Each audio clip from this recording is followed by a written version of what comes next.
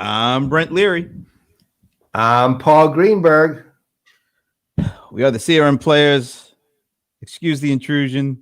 We're going to be talking sports, and we're going to be talking sports from like a whole bunch of different decades. So just be prepared and join in. Well, see, I will say, though, I'm really excited. I'm here at Arlington Stadium waiting for Game 7 of the World Series, and I'm rooting for the Dodgers this year, of course, and I'm hoping they win it. Wait a minute. I got to stop you. Why? It feels like you may be like a couple of days late here. Oh, man. They keep talking about audio lag, but I didn't think it was... Oh, my God. This is like life lag. Oh, I got to leave then. All right. Well, maybe I'll just have to go. You want to go before Justin Turner gets around there. I better get out of here. I'm getting out of here. All right. There it is. All right. I don't. Now you can't see what's in the dark. No, I'm not. Oh, nice.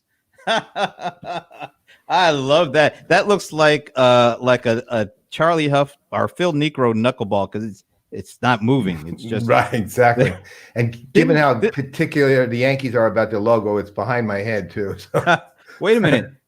Didn't Joe Necro pitch for the Yankees for a little bit? Yeah. There Phil, it is. Phil. Oh, too. Phil too. Both of them. Yeah. Oh, okay. Well, actually, I don't remember if Joe did. Phil did for sure. I knew one of the couple Necros years. did. Yeah, but they both threw that insane knuckleball thing that they did. Yeah, that thing that just did not move. I mean, there was no rotation. It just did that kind of, and then that drop kind of thing.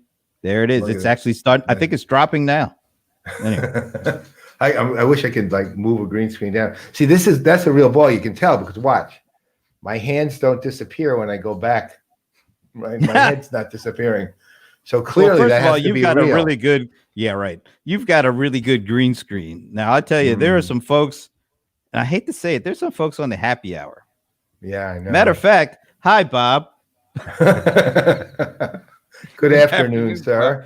I think Bob might be a little green screen challenged. Sometimes I see Bob's like arm disappearing sometimes, which is all right. They're all using that Zoom one, and they're all poorly lit anyway. And Zoom's not real; it's a virtual. It's virtual green screen. You know what? Next time, maybe that's one of these things we're gonna talk about because I literally just got my Elgato green screen in the mail. I haven't set it up yet, but it's all set up. So maybe we'll talk about the best way to get yourself looking good on a green screen because I think good idea. That's a biggie. Yeah, and maybe we can incorporate that into our corporate narrative too. How about that, Alan? Does that sound like a good Alan? Bob, so you actually just use some kind of software capabilities for the greens? Nah, that's I not thought he was work, just using man. Zoom's green screen. That's all. Mail. He says it's no green screen. Maybe that's the problem. You need a green screen.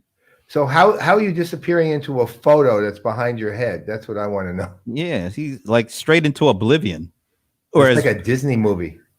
Or as Mike, what's his name? Tyson said, straight into Bolivian.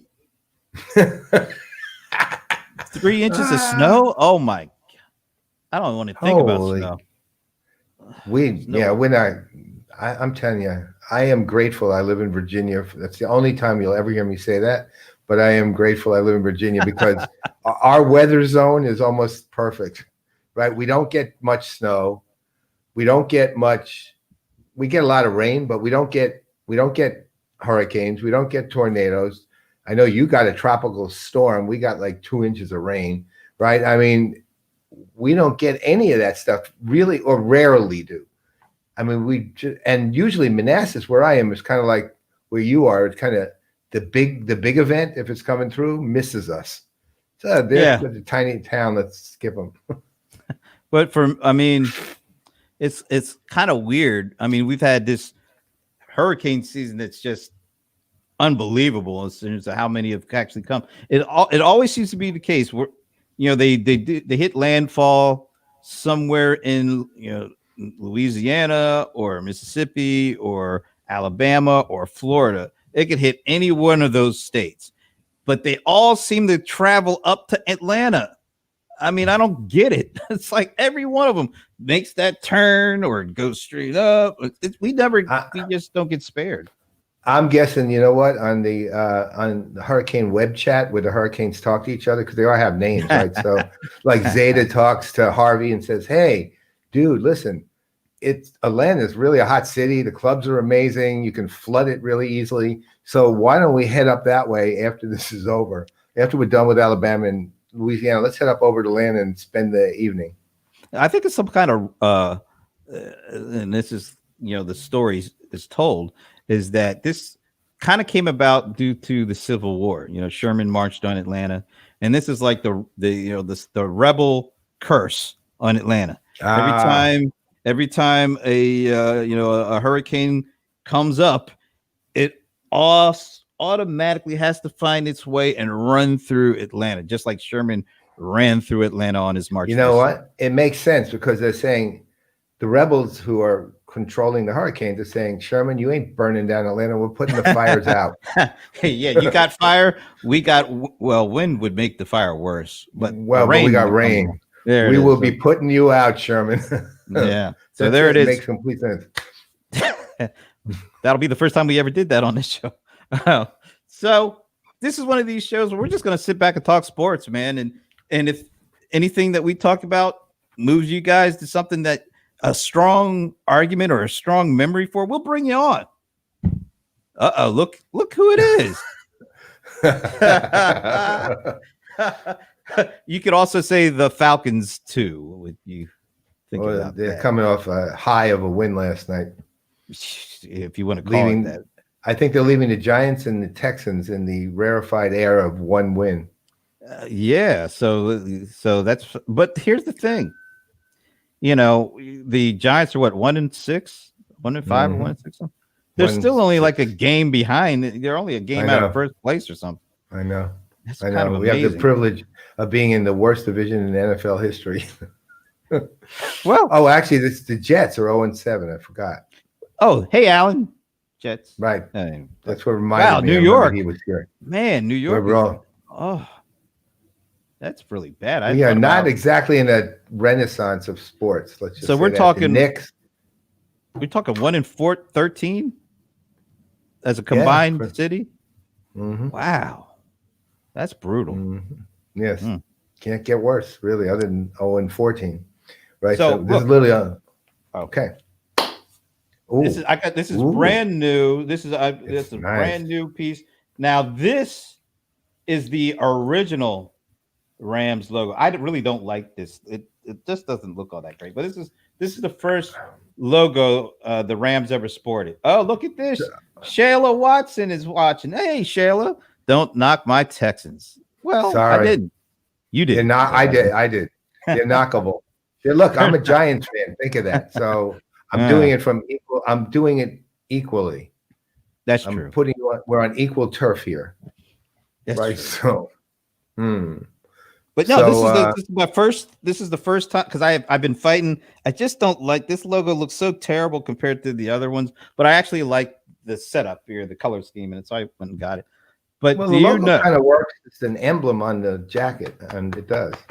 Yeah, that's okay. But it's just, I'm used to the real horns, and Yeah. But and I even got like this is a new hat. This is with the new Rams logo, but with this kind of canvas kind of. I actually like the look of the logo on the canvas hat kind of thing. The nice color works too. The color, it's really good. I think so. And so, but I want to say this: the Rams. I'm going to ask everybody out there. I want you to come up with your best piece of trivia for your team. So here's one of the pieces of trivia for my team. The Rams were the first, I think, not only the first football team, maybe the first team of any kind of professional to put a logo on the side of their helmets. Well, I guess they would be the first. You're not going to put a logo on the side of your basketball uniform because. But anyway, so the Rams were the first team to put a logo on their helmet. How about that? I bet you guys didn't know that. No, I had no idea. So wait, then the helmets just blank helmets before that? Is that the idea? Yeah, those leather like Oh, that's right. They didn't put on a leather helmet, though, did they?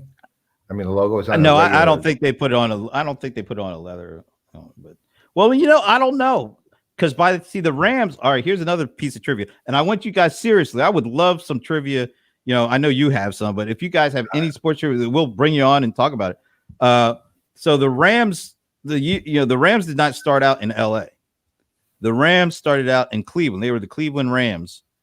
And they started out in 36, but they did not start out in the NFL. There was another, it's like the very first AFL or something. There was some other sports league besides the NFL that the Rams started out in, and they started out in Cleveland in 1936.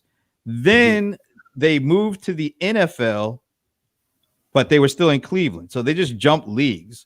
They went, so 1937 was the first year the Rams were in the NFL. Oh. They won their championship in 1945, and that was the first year that they moved from Cleveland to Los Angeles. And they were the first pro football team to move and have a west, I think west of the Mississippi or something like that. So that's a couple of pieces of trivia there. So the Browns replaced the Rams basically in Cleveland. Yeah, remember the Browns started out in the All-American Football Conference. AAFC. Yeah, that's right.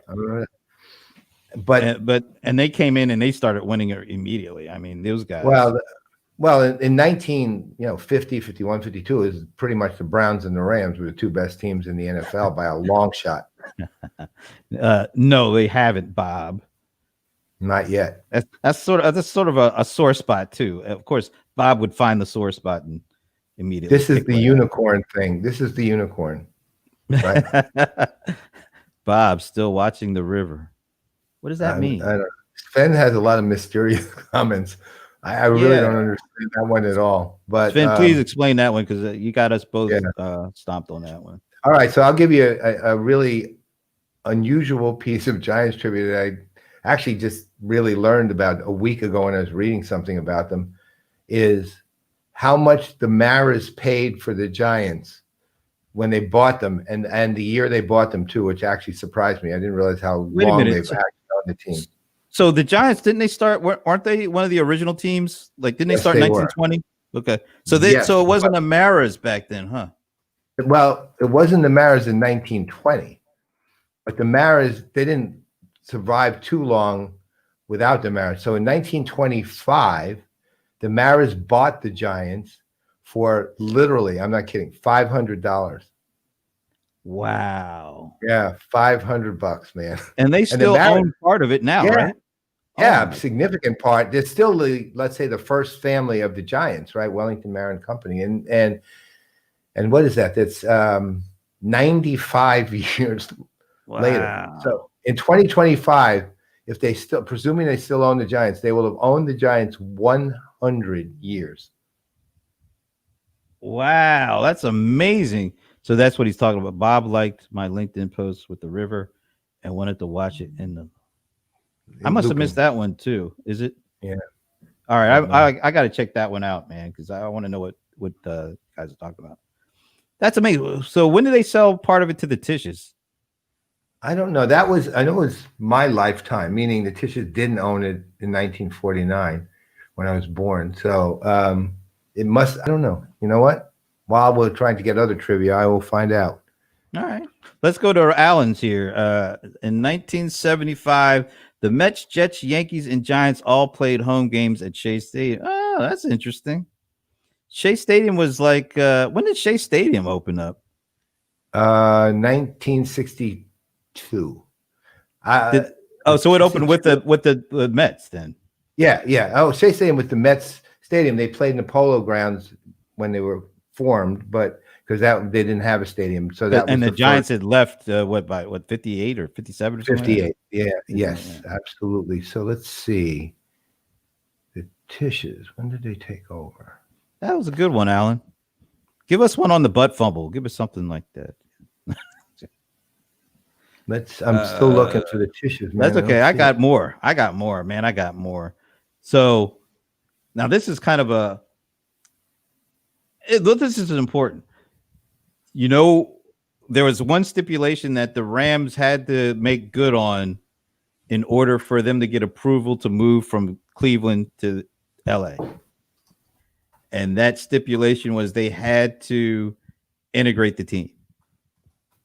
And that's why they were the first NFL team to sign black players.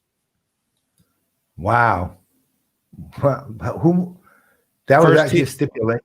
Yeah. That was a stipulation. Huh. Yeah. They did not want to. They just wanted to move. They didn't want to, do that. But they did. And the two first players, black players, signed into the modern NFL. Kenny Washington. He didn't really play that long. But the other one was Woody Strode. Now, do you know that name, Woody Strode? Yep, I do. Actor, singer. Yeah, there it is. He was mostly known for acting. And he was in a couple of epic movies. He didn't have big parts in these things, but there's one in particular. I think was it like Spartacus or something? He was in one of those. It's kind of close. It's close. I know he might have been in Spartacus too. He might have been in that too. I think he was, but the one I remember him most for, 10 Commandments. Oh, right. And I think Spartacus. But I think you're right. He was in Spartacus because he had to fight Spartacus. Remember they tried to make them fight each other. Yep, and they were Spartacus and he loved each other. They're like best friends. Exactly. Yeah. All right, that's cool. All right, Shea was built for dual use jets and the expansion Mets. That makes sense. What? So wait, the Jets were supposed to fight the Mets with swords? Yeah, that's what he said. I think it's dual use there, Alan. But maybe they did dual. Did they do the 10 paces and then turn their? Well, the very first thing I actually saw at Shea Stadium was a Jets game, and it was in 1963 or 4. I can't remember, but I do remember this. It was in December, and the wind chill was -25, and I spent literally 9/10 of the game in the bathroom, not coming out because it was way too cold, right? and I never went back to another Jets game after that. Right. Wow. So, and that was at Shea. And I saw the Mets at the Polo Ground. So, I saw the Mets at Shea, right, when it was first open. I remember the Mets they were, honestly, the very early Mets, like the really bad Mets of 62, 63, like that, were actually a really interesting, group of characters. Like they had George Altman, who was actually a good player for the Cubs, right? He played for the Cubs for years, and he was a 280, 300 batter. He did 15 to 25 homers, driving 70 runs maybe. Solid ball player, but he was heading to the end of his career. And, he became a Met. And then they had a guy who was a true character. His name was Choo Choo Coleman, right? And he was the catcher. And now, the thing about him is a little bit maligned because everyone assumed he was sort of dumb as rocks, right? But he really wasn't that dumb. But he somehow... people have assumed that back then. I still remember people used to talk about how dumb he was. But I will tell you one thing about him that was really interesting. He wasn't a good catcher. He wasn't a good defensive catcher at all. But he was fast. He was actually he was like Tim McCarver kind of fast as a catcher, meaning steal bases. He was quick. He was a terrible hitter. I think his average was maybe 218 or something. But they had players like that. And then, of course, Ed Kranepool came on, and he was the first sort of star, and then they had Ron Swoboda, who's okay. But see, same thing. Shea in December, man, it's freezing. I was at the vet once, like that. The vet, yeah. It was a Giants game. It was Giants versus the Eagles. It was at the vet, and it was in November, and it was oh my God, it was so cold that day. And neither one of them were my teams. I just got a free ticket at the. It was cold as It's too cold to go to those games, and that's why I like watching football from my house. Right, I really don't go. Never going to go to another game, I don't think. Hey, Alan, I got a trivia question for you. What was Ron Swoboda's nickname? Don't look it up either. Matter of fact, Alan, if you know the answer, let us know. We'll bring you on. If you want to come on, we'll give you the link and you jump on in. How about this game? While he's trying to figure that out, And hit me up on Facebook DM if you want to come on. I'll shoot you the link. How about this game? 2007 but Ahmad Bradshaw's 80-yard. Oh, who did they play? I don't remember but I do. Oddly enough, I do remember that run because it was pretty spectacular. But was it against the Patriots or something? I honestly don't remember. I mean, 13 years ago, man. Well, no, they played Buffalo, obviously, but the question is, Sven actually has it right there, right? But I don't remember that. What I do remember is the run, but I don't remember the opponent. I mean, oh, well, that's another thing. It's so fascinating with the Giants being. Look, the Giants, from what I read not too long ago, have had the worst record in the NFL in the last 5 years. And I think back and, you see guys like, you look at the team of, look, Eli had some decent teams, but the Giants always have like these really amazing single players, but it's very hard for them, except once in a while, to get together the whole package. Like, when LT was around, they had a lot more meat to the team, right? I mean, it was not just LT. They had, Carson and all the other guys on the defense, and they had their offenses were solid and they could win. But then you would have the years where what's his name? Tiki Barber was around, right? And Tiki Barber would rush for like 1,900 yards and catch another 700 yards in passes. And I mean, it was amazing numbers, but nobody else could do anything. And interesting. The teams weren't good. I remember Bake Turner. Oh, Bake Turner. Wait a minute. Bake Turner also was a kicker, I thought. In addition, that's what he's. Oh, so he was a kick returner and a kicker. I thought he was a. No, wait a minute. Must be. I remember Bake Turner was the 60s. I remember Bake McBride, but that's a different. No, this goes to my. Wait. I'm gonna have to check him out on Football Reference because I remember. I just want to know. I just got to. Alan, you must have looked that up because who in their right mind would know that off the top of their head? How many fair catches Bake Turner made in a game? Well, maybe Alan. I don't know. He's a remarkably astute young man. So I'm looking at. Oh, because that's the wrong Football Reference. You have to. I got a personal one. I got a personal one for you. Okay. Which of the fearsome foursome did my dad grow up with? I would have no idea whatsoever on that one. So first of all, there's Lamar Lundy. There's of course Deacon Jones. There's Merlin Olsen, and there's Rosie Greer. Rosie Greer is from South Georgia. He grew up with Rosie Greer? Yeah. Whoa. So wait. Yeah. Were they the same age, or were they kind of like he was 2 years behind, or what? Well, I think Rosie might have been a couple of years behind my dad, but not too far. Yeah, they're pretty close. Although my dad told me that that Rosie had a crush on my one of my aunts. Really? Cool. Yeah. This is way back, I guess, when they were little, in school or something. But yeah, Rosie Greer. Cool. He came to my house in the year I graduated, and that dude was massive. I mean, that dude was like 6'8" and like 300 pounds, and he just looked down at me and said, "What are you planning on doing the rest of your life, boy?" So whatever you say, sir. Yeah, whatever you say. I mean, I was shocked. I was really scared, afraid of the dude, man. As big as this guy was, and he had that mean look on his face. Yeah, he did. Although I was told, and I don't know how true that is, he was actually genuinely a really nice guy. There's the man. He's in. Hey.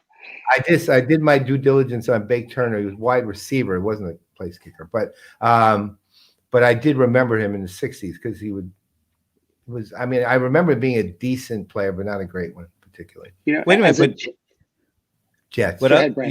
You have to answer Paul's question. What was your question, Paul? You asked. I don't know what Ron Swoboda's nickname was. I'm guessing. I think it was something like maybe Rocky, but I don't remember. Nope, it's a really strange nickname, and I have no idea what the origin. But it Yes, was yes. Rosie Greer starred in The Man with the Two Heads. Do you remember who the other head was? Because it's actually Rosie's head was put on this guy's body. Ray Milland. Can you imagine Ray Milland and Rosie Greer with the head next to each other on Ray Milland's body? Let's just say that would never pass a deep fake. But see, that freaked me the hell out too, because I was a young guy, of course, when that stuff came out. So then I saw Rosie, and I immediately started thinking, "Where's your other head?" As I was looking, like, oh. Anyway, long story. Yeah, but you see, Brent, the Bate Turner thing, as a lot of good what was memories. The first? Anyway, but here's look, how many offensive linemen do you know their name? Do you remember their numbers? None. Well, I remember. See, so Chris Ward, number 72, because I'm sitting at Jet games. I used to be a season ticket holder, and it was always we did a great play, holding number 72 offense, and I just remember that in my head. It's like. No, when I was like really when I first got infatuated with the Rams, their whole 70s team, like from 73, mostly to 77, 78, although we won the NFC championship 7 years in a row, like 73 to 79. But it was, Doug France and Jackie Slater and Ken Hill and Dennis Hara. And that was the offensive line, and then there was Larry Davis and Jim Youngblood and Jack Youngblood and Jim Youngblood and Larry Brooks and Fred Dreyer and Isaiah Robertson. I mean, Jim Jodat was not as good as those other guys, but he was mixed in there. Dave Elmore, Bill Simpson. I mean, I just when you're a kid, you memorize all that stuff. Pretty amazing. So here's the other question. Wait, I got a Fred. I got to chastise Sven real quick, because look at this comment. It covers Allen up completely. We got to. He's literally cutting and pasting. He cut and paste something somewhere. Sven, you've got to break it down, because we don't want to leave. We don't want to cover Allen up. His Sven's football knowledge it's monumental. It is. All right, so. Speaking of Fred Dreyer, easy question. Hunter. Yeah, thank you. That's all I was looking for. It's like in addition to the Rams being really good in the 70s, they all had TV shows. Merlin was on the Little House on the Prairie, and then he had his own. What was that, Father Flanagan or something like that? He had he had his own show or something like that. And then Fred Dreyer had Hunter. We used to call it Hunter. How many years did Hunter last? It lasted a long time. I think it was at least 4 or 5 years. Yeah, me too. I'm going to look that up. I even had a crush on Stephanie Kramer. That's how much I love the Rams. Wow. Although she was kind of cute. Yeah, she was. No, she was. Yeah. And that was, hold on now. Let's see. That was after he stopped playing. That was probably late 70s, early 80s, probably. Maybe early to mid 80s or something like that. It's 80s, definitely. I'm looking at it now. Here we go. We're going to talk about Rosie Greer's knitting. 7 years, 7 seasons, 84 to 91. It was on for that long? Wow. Yeah. I used to watch it religiously. I didn't even know Fred Dreyer was a football player then. Right? I just knew because he never looked like it, because he was tall and lean.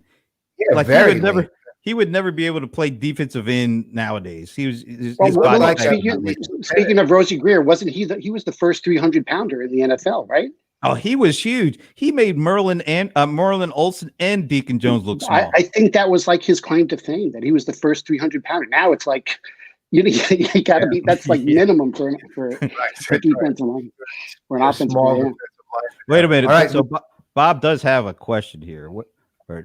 What was the first pro football team to represent Boston? Oh, and luckily for us, here it is.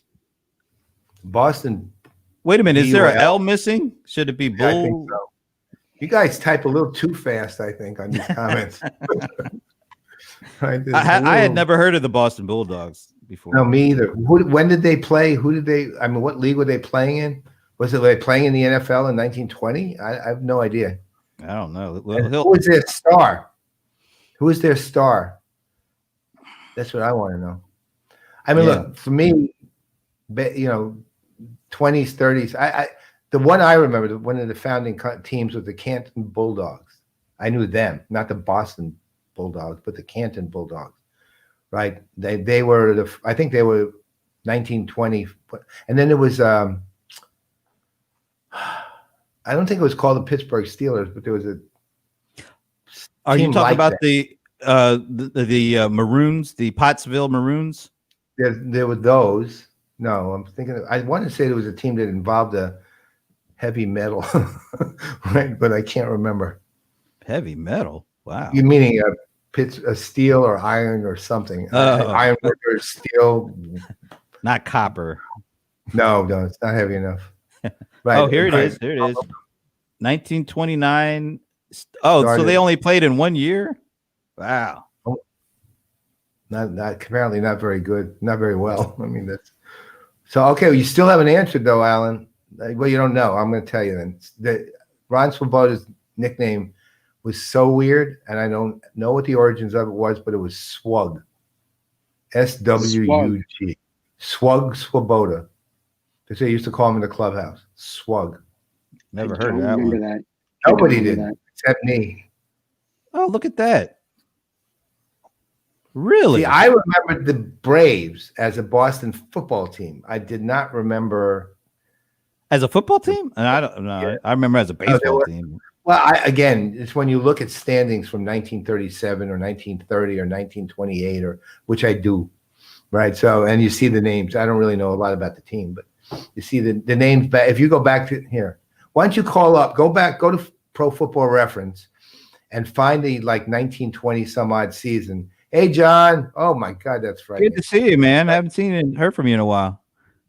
Yeah. How you doing? Hey, John. Well, hey, John, I was doing some Rams trivia. You might like it, man. I was saying to the folks, this is like the first real Rams logo. And the Rams were the first team to put a logo on their helmet, to put an image on their helmet. That was we also have to say congratulations to John as a Dodger fan. Oh, that's right. He is a full-fledged Los Angeles sports fan there. Yeah, definitely congratulations. Well deserved. Was rooting for you, mostly because I hate the other team, though, to be honest. There it is. Got it up there. Yeah. We're there for you, man. And yeah, we know. I was just saying to Bob, yeah, we know where they ended up. One of the worst owners in the history, and I'm not even talking about Daniel Snyder. Talk about George Preston Marshall, the biggest racist there ever was in professional sports ownership. And that says a lot. That says a whole lot. Anyway. I will say one thing, though. That's right. The Lakers, too. I forgot. Lakers. Jack Ken Cook was a good guy. He actually was a good guy. He had his problems, but he really invested in the team. He was not a racist. He kind of kept it. He had some personal, marital drama, but he didn't have a whole lot of business drama, right? He just took care of the team, paid the players well, treated them well, tried to do the best he can. I think when what was his name? Doug Williams was the quarterback, which was, I think, wasn't Doug, he was the first full-time black quarterback, I think, in the NFL. Yeah, because I think he beat no. Going back to the Rams, James Harris was the first guy to start. What years? He was 72, 73. But I think, and then there was Marlon Briscoe from the Denver Broncos. But were they full-time starters? Like they were the yeah, James Harris. Yeah, he went. The whole year? He went like his first year as a starter. The Rams won the NFC. This was like 73, and I think they were like 12. John will maybe can correct me, but the Rams were really good that the first year he started. They were like either 10-3 or 10-4 or 11-3 or something like that. So it says actually Marlon Briscoe was the very first. Yeah, he started a couple of games. He didn't start the season as the starter. He was with the Broncos. I think it was 1968 or something like that. But James Harris was like the first guy who started out of the gate for a pro team. And then Terry Gilliam with the Steelers also kind of gave Terry Bradshaw a run for the money. So here's a unique piece of trivia that I just found out now that we're wrong. All of us are wrong about it. Really? Right? Yeah. So I'll read you this. In the pre-Super Bowl era, single wing tailback Fritz Pollard became the first black quarterback when he started playing the position for the Hammond Pros in 1923. By that time, catch this, he had already become the first black head coach in the NFL. And prior to his professional career, the first black quarterback All-American and the first to appear in the Rose Bowl. And he was a quarterback from 1920 to 1926 for the Akron Pros, the Milwaukee Badgers, the Hammond Pros, the Providence Steamrollers, and the Akron Indians in the NFL. And then, I didn't even know this guy was black. George Toliver. I don't know if you remember him in 19. I heard that name, but I was born, you weren't. That's pretty much the difference here, right? George Toliver played for the New York Yankees football team, Dallas Texans, which is how I actually remember him, the Baltimore Colts, and the Philadelphia Eagles. But I don't think he was a starter. I think he was. That's so Fritz Pollard. He's what before the modern era. Right? The Fritz Pollard Alliance that was named after him. So I'm talking about the modern era, Marlon Briscoe and James Harris and Gilliam. I think it's Terry Gilliam, something like Joe that. Gilliam. Joe Gilliam. Yeah. Terry Gilliam is a different person. And you know what? Joe Gilliam. Yeah. Another thing, James Harris's first game was not with the Rams. It was with the Buffalo. Yeah, I know. But he wasn't a starter with those guys. These, I think, are just the ones who started a game as opposed to whereas he started the whole season. And if he hadn't gotten hurt, he would have lasted with the Rams longer. Yeah, well, Terry Gilliam was a starter with Monty Python. That's right. a different league, but Oh yeah, the completely different league. A league of their own. That's right. Boy, you got me going, man. I'm just doing this periodically to remind people of the team. That's all. You know what? It's amazing, and I think all of us being fans of sports and having favorite teams, isn't it amazing how much you actually know about your favorite team that you don't even? It almost feels like it's always been there, but you don't know how it really got there, because this stuff happened years before I was on the scene. But we all have that. Like Paul, you go back to. I have to go back to the New York Highlanders. I have to go back that far before I was on the scene. I was on the scene when the name was changed, which was I think 1911 or whatever. Weren't they the New York Highlanders first? Yeah, or something like that. 1903. They're a terrible, absolutely terrible team. The other thing, Brent, is when you have a terrible team that you're a fan of, the trivia is in your head, but nobody else knows what it is because your teams are terrible, so they don't pay attention. Yeah, John Ferrara says I go back to the dark ages. Yeah, there it is. Oh my gosh, yeah. Thanks, former friend. But I mean, and what's really interesting about sports is how we use the term "we," like we. Yeah. No, I know. Well done. I subscribe to the Mike Greenberg philosophy that my rooting for the team has a definite impact on the outcome of the game. I know. I mean, I am very superstitious. I mean, Paul knows that. Like, I call it the no comment zone. When the Rams come on, I'm not talking to anybody. I don't want anybody sending me nothing. Before 15 minutes before the game or so, I sent a note to Brent a message saying, getting ready to go into the no comment zone. I said, it's just so I know what to do during the evening in terms of communicating with him. Right. So, and he said, yep, about 5 minutes, and then I leave him alone for 3.5 hours. And I always wait till he surfaces. That's the key. Right. I can't, if they win, of course, it's 2 minutes later. If they lose, I have to wait a while. Before he comes back. Especially if you lose to the Cowboys or something. Yeah. But that's the other thing, Brent, is the relationship you have with your team is, I mean, it's like you have relationships with people that could make you upset. There's very few other things except somehow your sports team it controls your mood. I mean, they win, it's the greatest thing ever. They lose, and particularly if they lose badly or embarrassingly, that's embarrassingly, or they you. do something, The tough something part is involving the butt. But we got to talk about the butt catch. If you're going to talk about the butt fumble, they need to go together now. That's a combo. What was that? The butt catch, the butt interception, or it was the butt No, reception? No. It was a butt catch. It was a butt. Yeah, it was the butt catch. He I don't know how he did that, but yeah, at least that's a positive one for you. Right. So you need to talk about them together from now on. That's my rule. Although I'm sorry, the butt fumble, for some reason, that thing is it's become mythical almost. But it did. Yeah, the butt catch won't become mythical.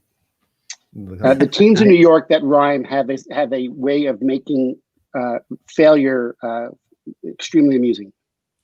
Yeah, well, you know what? I mean, I get that. Giants, see it with the Giants. I mean, weirdly, I still get interested in watching the games to see something interesting happen.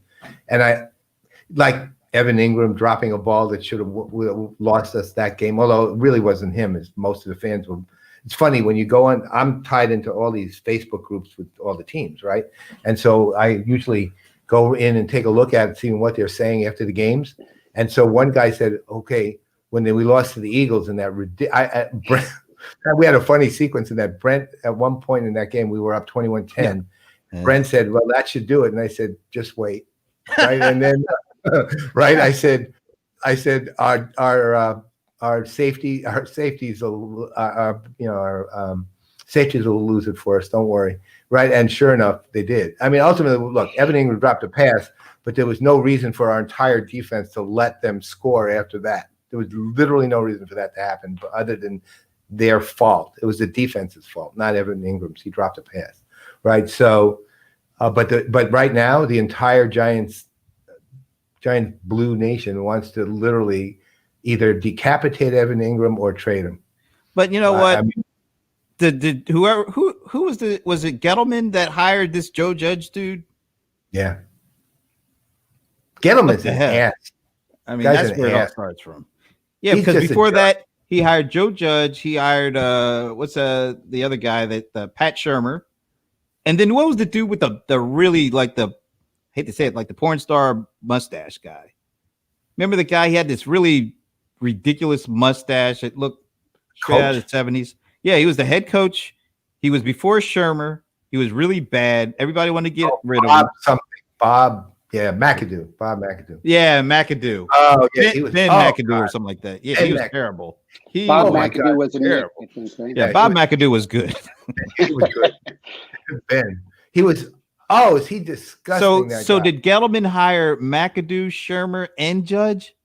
Yeah, pretty much. Oh my God, he's terrible. Gettleman's the guy who publicly said, when somebody says, "Well, you owe the fans the next place," he said, "I don't owe the fans anything."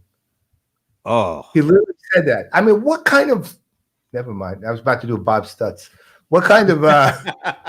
What kind of general manager says that about the people who literally are paying his salary?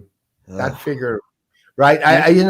He's so disgusting to me. For that comment alone, finished him for me completely. The minute somebody says that, you're out. As far as I'm concerned, you'll never ever. I don't care if you win the Super Bowl. I still want you gone. Right? I mean, that guy is disgusting that he thinks he had no responsibility to fans. And there isn't a team in the world that would publicly say that. So you get a jackass like this to say that. Yeah, that's pretty brutal. It's not like he could say it thinking, "Oh, I put together this great team." He sucks. I mean, he's terrible. Let's face it. I hope the kid does better. But this Daniel Jones, it seems like they picked him way too soon in that draft. No, they did. I mean, look, last year he has all kinds of interesting things he does really well. Like, other than falling, he runs really well, right? I mean, right. But think of it this way: he fell after running 80 yards. How many quarterbacks can do that, right? But the thing is, you could see it was going to happen. You could see he started looking back, and then also Lorenzo. Remember what Lorenzo said last week on the show, because he was dissecting. Lorenzo was dissecting the motion. He said the guy was planting his foot flat, probably after 25 yards, and Lorenzo knew he was going to fall when that happened. He wasn't lifting up his big toe enough off Yeah, the ground. that's what he was saying, So- basically. But, I mean, Lorenzo was dissects, among other things, he does deal with so many pro athletes, dissects game film. You know what I'm going to do? I'm Uh, going to take a snippet of him talking about that and try to find the video of Daniel Jones running, Oh, you can find that easily. and then try to Don't marry worry. it to do so we can have like Lorenzo's commentary as he calls the shot of Daniel Jones tripping over his own feet. That would be awesome, actually. Look, I mean, but that's the thing. Jones has I think he'd be he actually, because he is kind of fearless, to his credit, and also to it's his problem too, because he's fearless. He doesn't pay attention to things. His awareness is terrible.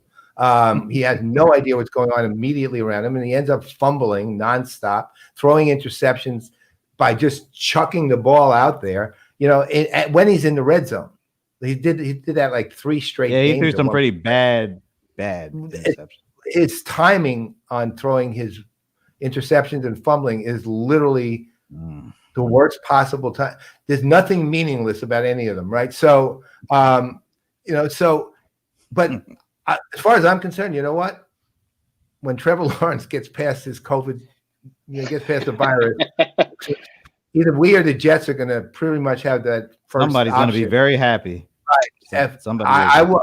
If the Giants get the opportunity, they take Trevor Lawrence, and then we make Daniel Jones into a running back, a big. Wait a minute, you already back. got Saquon Barkley, so Then he's the other running back, right? We can use more than one, right? And it's just like a Yankee fan to want to have more when he's already got one piece. Look, we actually have a running game even without Saquon Barkley. Oddly enough, and the Jets would figure out how to screw it up if they get him anyway. So it's all right. I want to get Sven's trivia question in here. I see. He already answered it, so I just thought it was. What do you have? 54 or 55 touch? I think it's 55. 54. I don't remember. But you know what I miss in the NFL? You don't see laterals anymore. Back in the radio days, there were laterals because they just couldn't figure out who had the ball. So in the middle of the play, they and so laterals inside with so they can end up with the right person getting tired. Is it me or was Alan kind of going in and out? He was going in and out. Oh, sorry about that. It was a good story. It really was, actually. I mean, we had to pick it up in between, like. Yeah, you kind of tried doing it. I got kicked out of the office, so I'm in the kitchen. So I don't have I don't know green screen, no souped up camera and audio. 55. I was right. All right, cool. All right. Hey, Bob, if you want to join us and talk a little Boston stuff, this will be the only offer you'll ever get to do that. So you got 10 minutes. You got 10 minutes, bud. Yeah, let me know and I'll shoot you the link. Sometimes he's not able to join us, but if he wants to, I'm going to throw it out there. 10 minutes. Let me know and I'll shoot it over in a LinkedIn DM. Anyway, so any other good trivia points here? Well, we got a couple of minutes. Let me think. I've got. Well, if you got one, go ahead. Oh, wait a minute. Here's Sven. Sven has one here. Who was the youngest player to be named Super Bowl MVP? That was close. That was close. I give Sven a lot of credit because he's over in Germany and he still seems to be keeping up with a lot of things that are going on over here. Or he's really good at Google. That's what I think. Who is the youngest player to be named Super Bowl MVP? I have no idea. Ages would not help me. I'm literally Googling it. Okay, I got it. Yeah. Actually, this one we should have known. Let's just say that. This one we literally. Wait a minute. Don't tell me. I'm not looking. Did it take place? Was the Super Bowl in the 80s? Nope. Not according to what I just saw. No. Was it a quarterback? Yep. It was a quarterback. Yeah. All right. Oh, wait a minute. No, couldn't be. It's actually way easier than you think. That's the thing. I know who it is. I think I know who it is. Is it Big Ben? Nope. No, is it Pat Mahomes? Yep. Oh, that just happened last year. Oh my God. It's way easier than you think. Yeah. All right. Oh, look at that. Sorry, Bob. We're gonna miss you, but yeah, well, that will be the only time you'll hear that offer. Anyway, You can still come to happy hours though. Pat that was Mahomes a is good fun to one. watch. That's all I'll say. What was that? Pat Mahomes? I remember him at Texas Tech, and I had no idea he was gonna be this good. Yeah, that happens. So players who aren't as good in college end up amazing in the pros, and players who are great in, who are great in college. Players who are great in college and mediocre. Yeah, as mediocre. Yeah, but all right. Let me ask each of you for who's been the biggest disappointment in your franchise history. In franchise history? Yeah. Oh boy, that's a lot of history with me. Keep in mind, I got 50 years to think about. Johnny Lamb Jones. He was what, number 1 overall, drafted out of Texas or something like that. Yep. He was like blazing speed. Maybe had not no hands, but certainly at the top of the list. he didn't have any hands to go with that speed, but No. I've got one for the Rams. Lawrence Phillips is, a tragic. Yeah. He really turned out bad. He was Nebraska, right? Yep. Yeah. And there were national warnings. title. Did he have 2 national titles in Nebraska back to back? Was he part of that team? He was part of that team. Yeah. But there were warning signs for him. For the Giants, my biggest disappointment is basically the entire team this year. It's like, I'm sorry, 1-6 is, after all the hype coming into this year that we were going to get so much better, it's the disappointment to the point of numbness, complete numbness. When we lose, I don't feel sad. I don't feel anything other than, time to go eat dinner. Right? It's pretty much that's about it. Right? I literally feel nothing because they're so disappointing. I just have one number for you, Paul. 1969. Yeah, but last time the Jets were relevant. Well, that was a great year for you as a Mets-Jets fan, though. Mets, Jets, and Knicks, Knicks were amazing that year. Yeah, that's right. Knicks were absolutely amazing that year. I loved the Knicks, man, back then. Those Knicks were the best. The 60s, actually that year is where it kind of started, all the way through about 75, roughly. Well, the last title was 73. 74 season. Yeah. That was it. But I still liked them the next year a lot, too. They just didn't win, but they were still good. And then, but since then, 94, right around then, they were, look, you knew that they probably weren't going to win anything, but they were sure fun to watch, man. Yeah. Starks was my guy. I loved him. Plus, they battled the Bulls. I love those battles. Yeah. And they were tough. The Knicks were tough, too. They were not. Yeah, they had the X-Man there for a little while. And battled the Heat.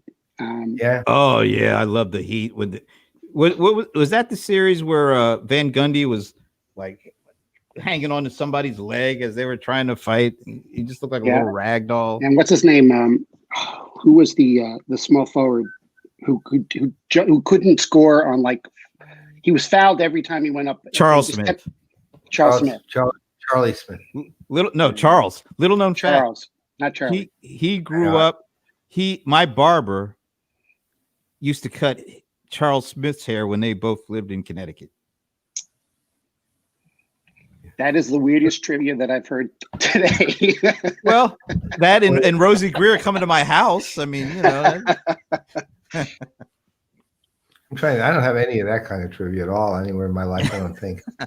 My brother met Bobby Richardson from the Yankees, and when he was a minister, and spent about 4 hours just shooting the breeze with him. That was really cool. And Bobby Richardson is literally probably the last surviving 60s great Yankee.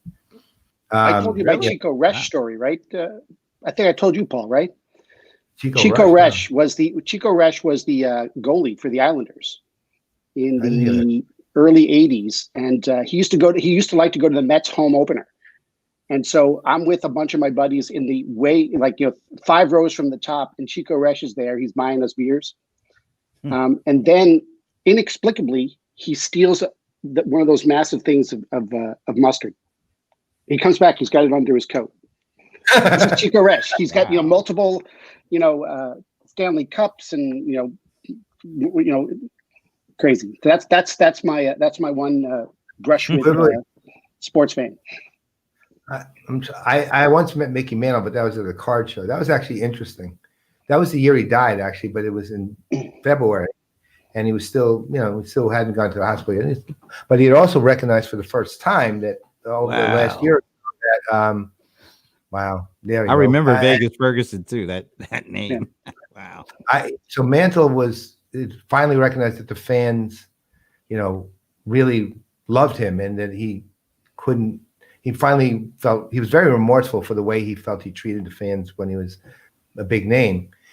And so, because the fans, when he did go to the hospital, were writing thousands of letters, literally thousands of letters saying, "You were my hero when I was young, and I passed that on to my children," and blah, blah, blah. So my brother and I saw that he was at a card show in Atlantic City. So we said, let's go up and get his autograph. It was like $75 a pop, right? We got 3, one for my cousin, Edward, who's as big a Yankee. The 3 of us used to go together to Yankee games all the time. So we go up there, and I'm on the line waiting for him. My brother's behind me, and 2 things happened. So this ahead of us was this young mom who could not possibly have lived when Mickey Mantle was playing, and her little boy.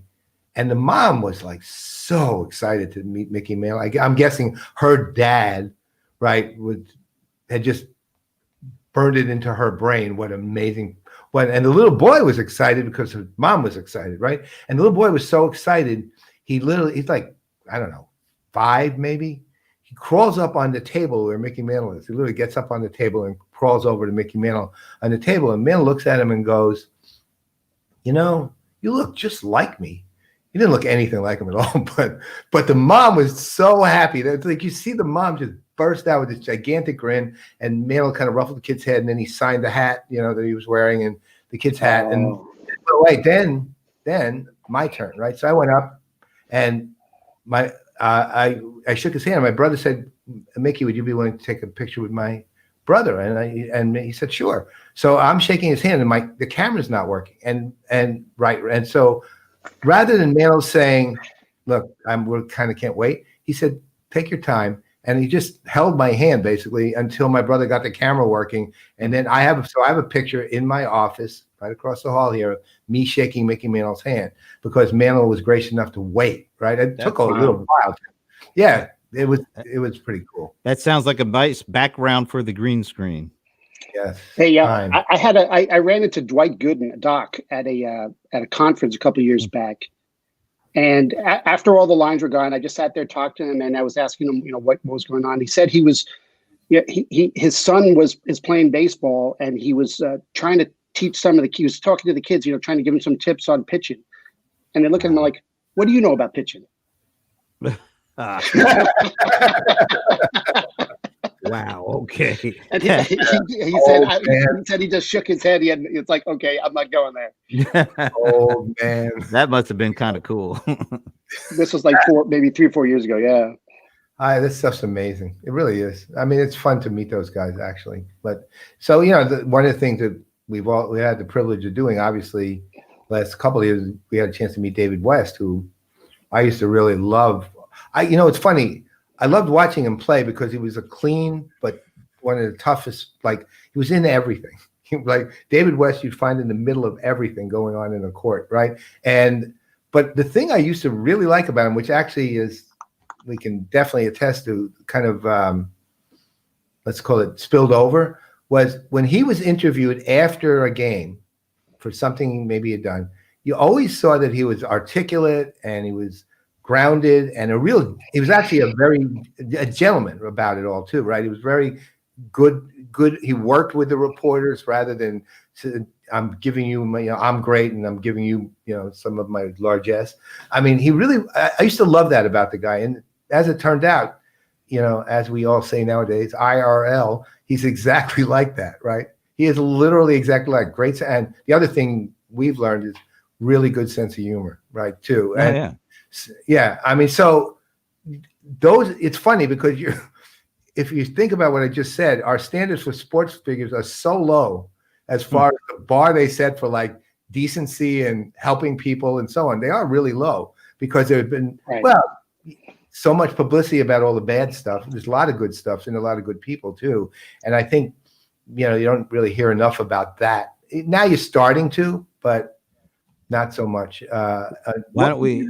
There's the Knicks training facility is not far from my house, and I went to a practice maybe 2 or 3 years ago, and Allen Houston was there watching. Oh, I love. And he is one of my all-time favorite Knicks, and just a genuinely like awesome human being. And it's what you just said, Paul. Exactly what you'd expect. And he sat and he talked with us, and we're talking about like strategy, and he's picking apart some of the younger players and talking about what he's seeing because he's doing some of that work with the Knicks. The nicest guy, genuine, not no airs about him, not like, oh, I'm this great superstar. I'm just another guy here who's a big fan of the game, and let's talk about it. It was amazing. Love that. Yeah. One of the big what ifs is if what's his name hadn't gotten hurt. Oh my gosh. The guy, I even interviewed this dude on stage.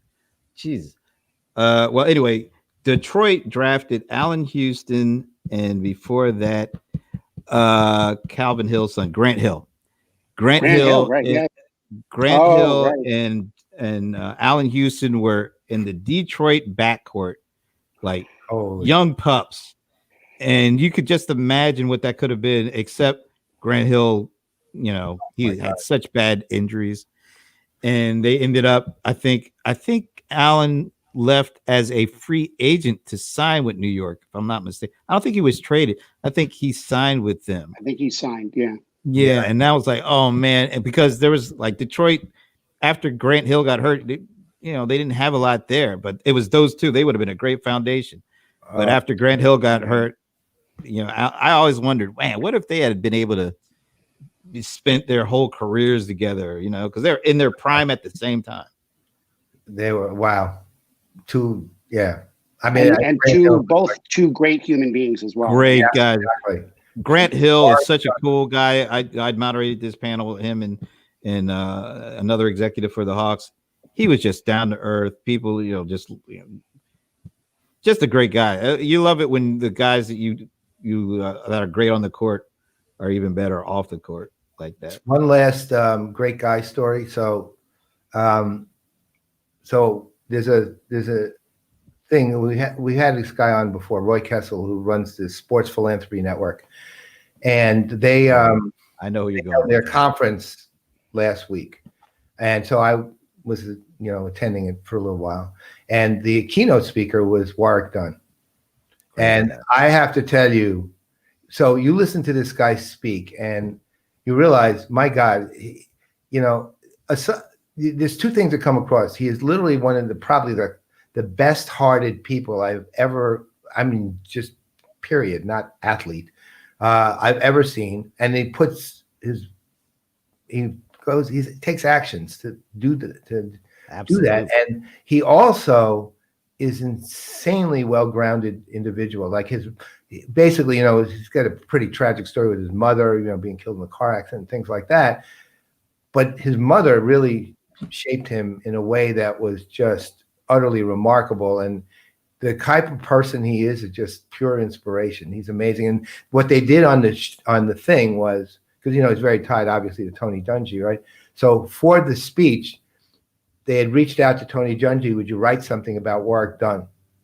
And so this minister, a sports ministry guy, was kind of doing the interview with Warwick, and he read what Tony Dungy had to say, and it was stunningly beautiful. He said, look, I don't know if Warwick Dunn was the best player who ever played for me, but he was the best person who ever played for me.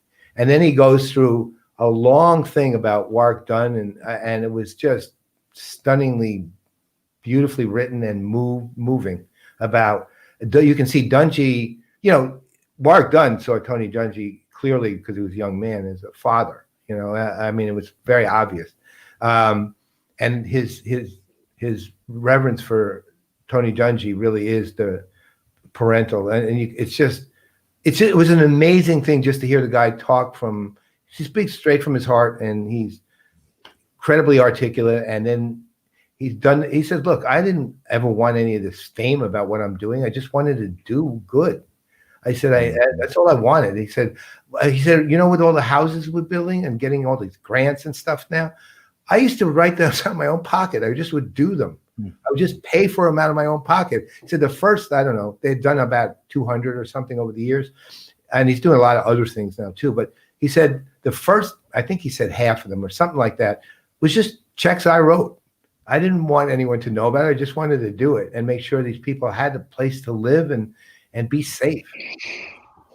That's the kind of person he was. Yeah, great guy. I remember hearing about his mother. She was like a policewoman. Yeah. And so, and I think he was our oldest child, and yes, he kind of took over the parenting his younger siblings. And in fact, he mentioned that he was found out about his mother being in the accident from a very good friend on the force. You know, it was a lieutenant on the police force, called to say, you know, you got to come down here, your mother. And he said, and he thought the guy was kidding. He said he thought the guy was kidding, and then when he realized he wasn't, you know, he was out the door and on the way in like a second. But it was a lieutenant on the force who was a good friend of his mom's, right, who called. So it was amazing. I mean, the guy, I would love to have just, 15 minutes with the guy, something just to sit down with him, just to sit and talk. I would love to meet that guy, because I think look, I could tell him he's doing great, but I'm sure he's heard that from 20 million people. The reality is I just want to talk to him. I really do. I love that. Yeah. I'll give you one last good guy story. And I did get a chance to talk for about 30 minutes with this guy from a different era.